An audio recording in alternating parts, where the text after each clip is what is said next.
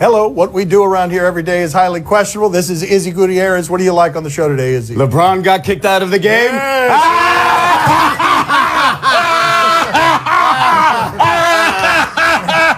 They won. Dale, papi. Do you expect to see Eli Manning playing for another team next season? I thought the reaction to Eli Manning was so unusual because the New York media that isn't nice to anybody was overzealously protective, and Eli Manning is weeping and blubbering, and Eli Manning was just done a favor. He's going to be in either Jacksonville or Denver next year, but let's listen to the blubbering and see if his face here is any different than winning the Super Bowl, losing a game by 40, sedated, or is his skin on his face just heavy? It's hard. It's been a hard day to handle this, but hang in there and figure it out. Hardest days of Giants, you say? It's up there. Yeah. Do you feel like you might have started your last game for the Giants? I don't know. I don't know. I'll take it one week at a time. Is it just me, Dan? Wasn't it supposed to be sort of Ben McAdoo was the lame duck head coach? So you're having the lame duck head coach handle this PR move, which is what it is. It's ceremonial, it's all that stuff, but it's a PR move for a longtime quarterback. So you're letting him botch this PR move, which, by the way, would make other quarterbacks coming in possibly say, you know what? I don't think I want to play for that franchise because of the way they dealt with their quarterback. And imagine, a Josh Rosen saying, no, you can draft me if you want, I won't sign with you. And wouldn't that be the New York Giants quarterback situation coming full circle? But here's one of the problems here with the idea that Eli Manning is being profoundly disrespected here. He's disrespected if you make him play 5 games behind that offensive line on a 2-9 team when you have no intention of bringing him back and you have no real chance of winning in any way. This is a quarterback who 4 out of the last 6 years has had losing seasons. He's at the tail end. He needs better teammates. He could go get them someplace else. He also remains the face of that franchise, and he probably will be even next season. He's got a tough contract to trade, so if he's still going to be around, this is not the way to treat him. You probably shouldn't have even let Ben McAdoo make these choices without conferring with a lot of other people. Can I hear that sound again, though? Because I think if you listen in the background, it's going to play here. You're also going to hear sound exclusively here of Geno Smith in the background. Listen to the Eli Manning sound, but listen in the background. You're going to hear from Geno Smith. That's hard. It's been a hard day to handle right there, this. Right there, Geno Smith saying, "Whoa, my New York now, baby, my New York, whoo!" Are you kidding me? He goes to the bench now to the end of the season. You know what I mean? So he's going to get paid a lot of money for doing nothing. That's just right. sitting on the bench. Working. He might fall asleep, maybe have a drink or something while he's in margarita. And then if he goes to Jacksonville, are you kidding me? Jacksonville is warmer there, He doesn't have to put up with all the snow. It's a hell of a deal. It's a little bit stinky there, but other than that, everything is good. Those were tears of joy. Yeah. Those were tears of joy. They were tears of it stinks in Jacksonville. Is LeBron being officiated fairly? Oh, my father enjoyed part of that last night. The ejection where he's like, whispers to my mother, "Oh, look, we have a chance. Now that we're down 20, they didn't have a chance even though he was ejected. Ejected for the first time, but watch this. He says he's always fouled. He's not a jump shooter. He's treated like a jump shooter. And then this referee here says that he was too aggressive, vulgar things in his ear, and threw him out there. And I just don't think you can throw out LeBron James in that spot.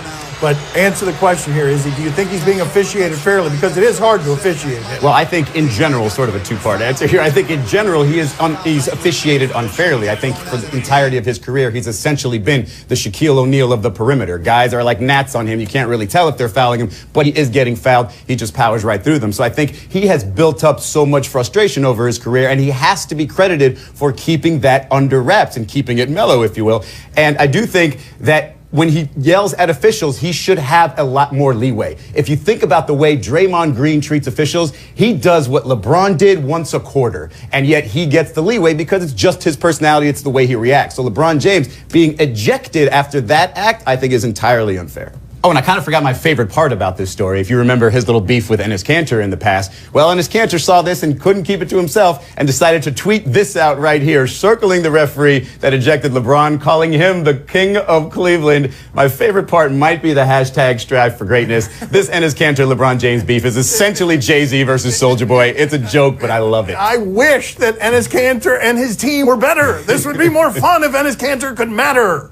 Finally, a referee step up to the place with the big grapefruits and threw this bump out of the court. Right, That's what I'm saying. Finally, after all these years, 15 years, you know, the guy got fed up of listening to all the that LeBron was throwing at. Get out, that's it. I love every second of it. As a matter of fact, that referee should referee every Cavalier game from now on. That's the guy I want there. Every Cavalier game, you know. His only nemesis. Who can stop LeBron in the East? Only this nameless referee.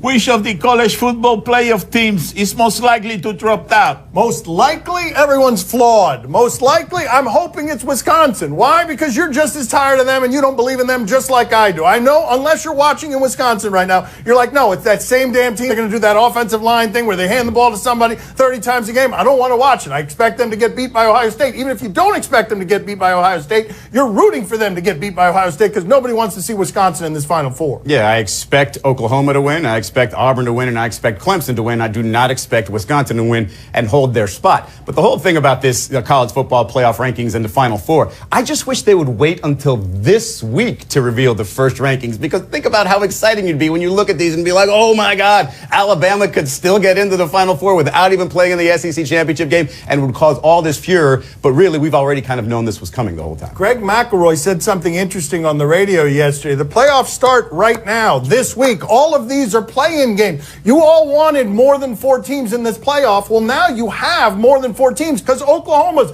playing for a spot. Clemson, Miami are playing for a spot. Auburn and Georgia are playing for a spot. Wisconsin, Ohio State playing for a spot. All of those are playoff games. Could Washington's front office actually find itself rooting against Kirk Cousins over the next 5 games? Crazy to say, but it's being reported now that Washington is going to do this evaluation about whether or not Kirk Cousins is worth $34.5 million next year over the next 5 games. The next 5 games are going to be the measurement. I feel like they are where a lot of us are. We aren't very good at quarterback evaluation, not even in that league. Tyrod Taylor, you saw what happened with the Buffalo Bills. Tom Brady was a 6th-round draft pick. You could look all around that league. Jeff Fisher thought that Jared Goff was a bum last year. Now he's not. Case Keenum is good in Minnesota. We are bad at quarterback evaluation, and even Washington is looking at this and saying the same things you are. Kirk Cousins, $34 million?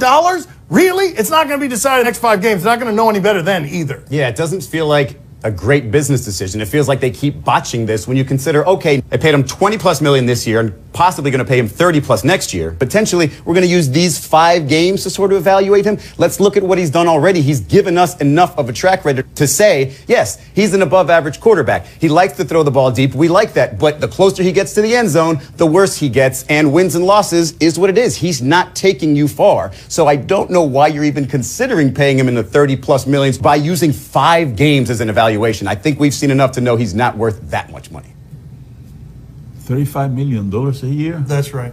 So the Dolphins, they got a hell of a deal with Jay Cutler. That's right. They only gave him $10 million. You know, that's $10 million. Now, he's only going to play 10 games. It's going to be about $1 million a game for Jay Cutler. Wow. It'll be about a third the quarterback that's about right. About right. Value.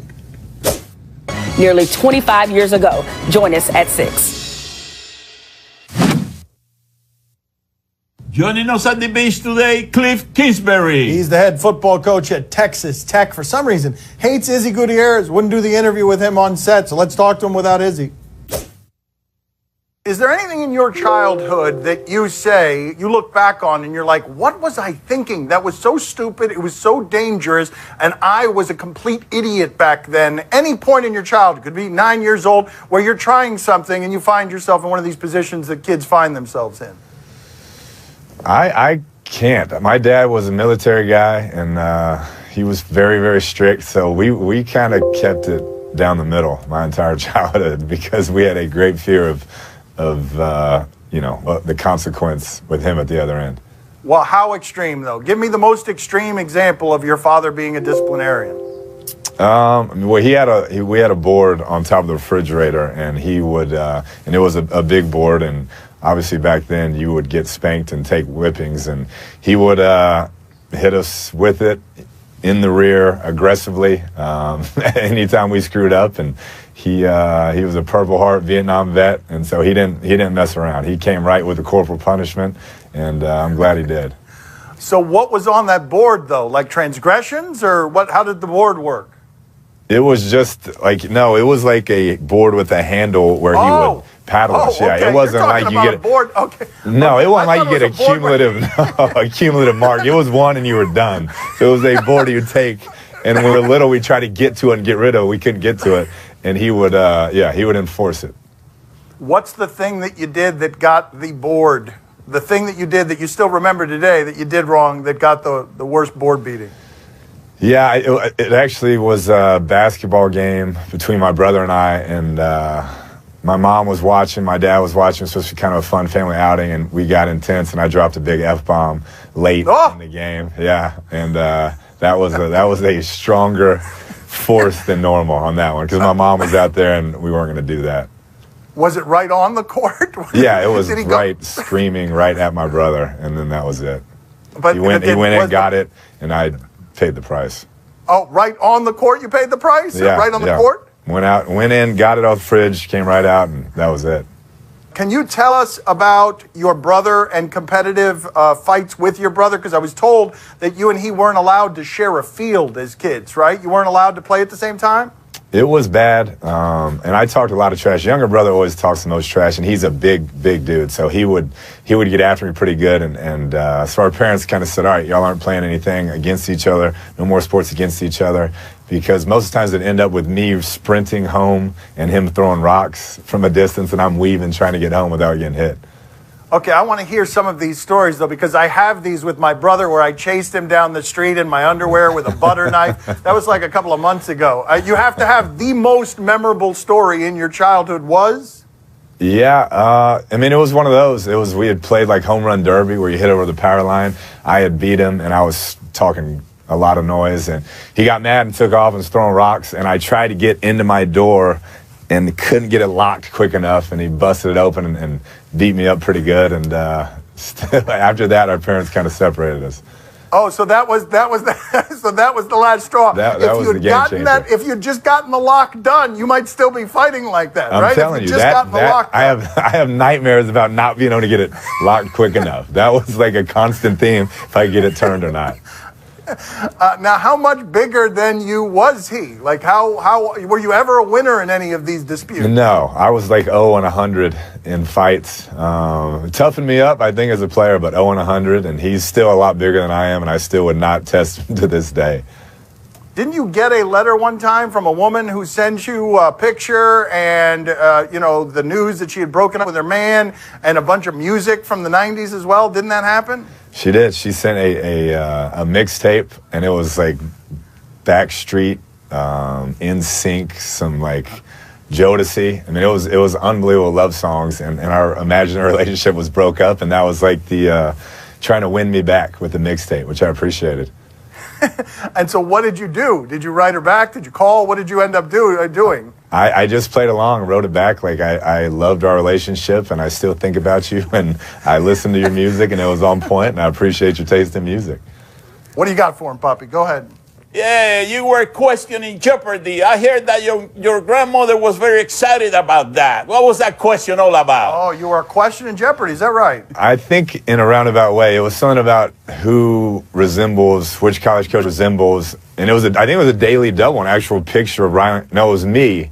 It was a picture of me and said, who does this guy resemble? And the answer was Ryan Gosling. So that was a big moment in the Kingsbury family lineage to be on Jeopardy. How did your grandmother discover this? Like, what, was she just watching one day and your face came up? Yeah, I think it just popped up. I mean, as a family, we were a big Jeopardy crew growing up. Everybody throughout the ages has watched it, and it popped up, and she was pretty thrilled.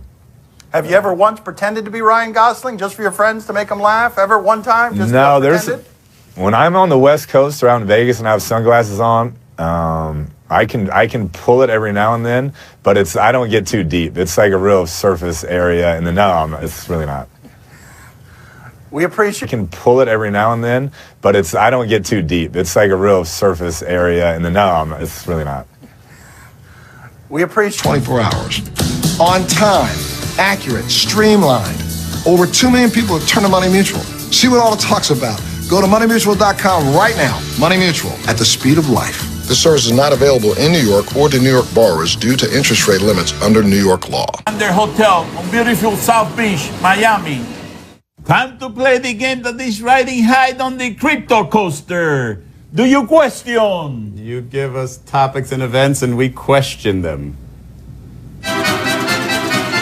Do you question if this dog has a legitimate right? I wish this is the show we were doing all the time instead of taking the burden of Eli Manning questions and digesting them for the 50th time today on the network. Let's check in with this dog. What's he griping about?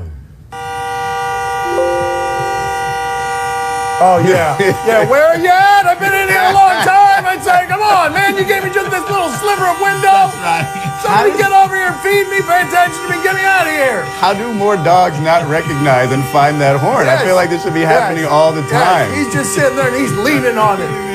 Got to be trained to do that. My owner's a jerk, everybody. Jerk. Yeah, you. Yeah. You're a jerk, too. I would tweet that out right there and shame that owner. Yes. If he doesn't want to stay in that car anymore, he got to do a 1 and a 2 inside the car. So when the owner gets into that car, then he realizes I shouldn't leave the dog inside the car for that long, That's what he got to do. I mean, that's right. He got to send a message, a stronger message, that's all. A smellier message. A smellier message. Do you question if the driver can blame this on being old? Maybe you're turning into ESPN for the first time today, trying to find some sports, and we are covering parking lots all over the land. We go from a dog honking a horn to whatever's happening with this old guy in this parking lot. Killing it.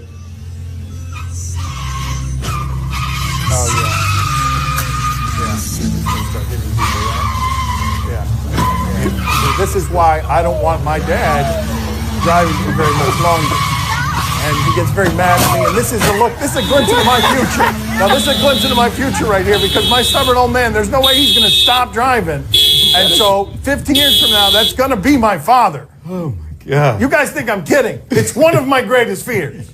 They shouldn't have cameras in parking lots, That's a disgrace, That's not fair for the old people. It is. Some privacy for the old people. Broadcasting their shame like that. Time to play the game that is emotionally traumatized for walking in on Dan in the bathroom. See?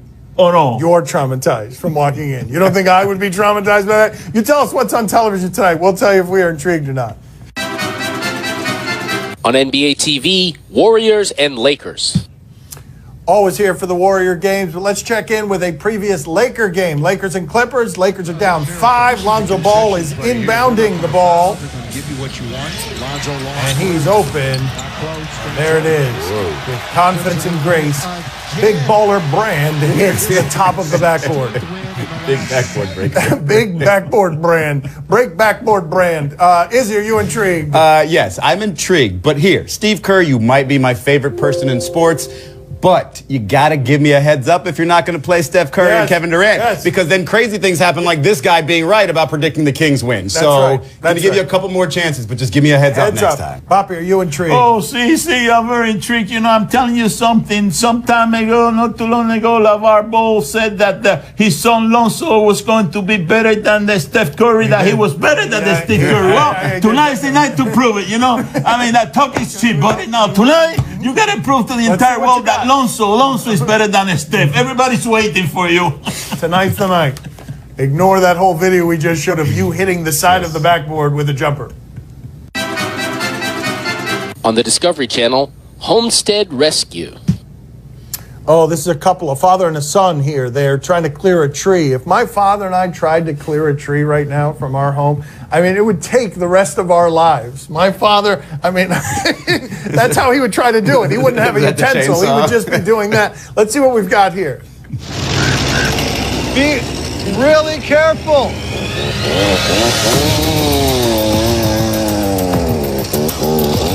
It seems like good advice. I believe, yes, it goes unspoken. Be really careful. This thing could splinter and roll and come right for him or go down this way. I don't know. I have no idea where it's going to go right now. It's like hearing the management. Hey, Dad, that thing is about to go. He's sawn completely all the way through it.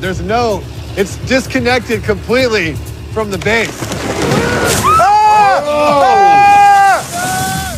You didn't listen to the part he said about be careful. He told you to be careful. Izzy, are you intrigued? I mean, I wasn't, but I am now. I got to know what happens to that dude. What happened at the end there? There seemed to be things eating him. Poppy, are you intrigued? Oh, see, I'm very intrigued. That was close, but I have seen closer. Oh, look out. What do we got here? Oh, I remember this. Oh, yes, the umbrella. Watch for the lady, Izzy. I've got this one memorized. Yeah. Oh! That was near death. Yes, that was almost the end of a couple of careers. How do you look around and say, clear, you're ready to push that thing? Look out! Let's check back in with the guy in the orange hat on the right, and he tells her how to check in that a giant tree's about to kill her. Look at this helpful guy over here. Watch. Oh, you gotta look where you're going. You gotta keep an eye on things. Oh my God! Thanks, Captain Obvious. Thanks, Captain After the Fact. That is really helpful. Every Monday morning sports radio show after a coach has blown a lead. That right there. That's all the time we have for today. Thank you for watching. We also appreciate your hygiene. Thank you. Thank you for watching. Does ESPN know that you look at that stuff while working? Huh? Hey.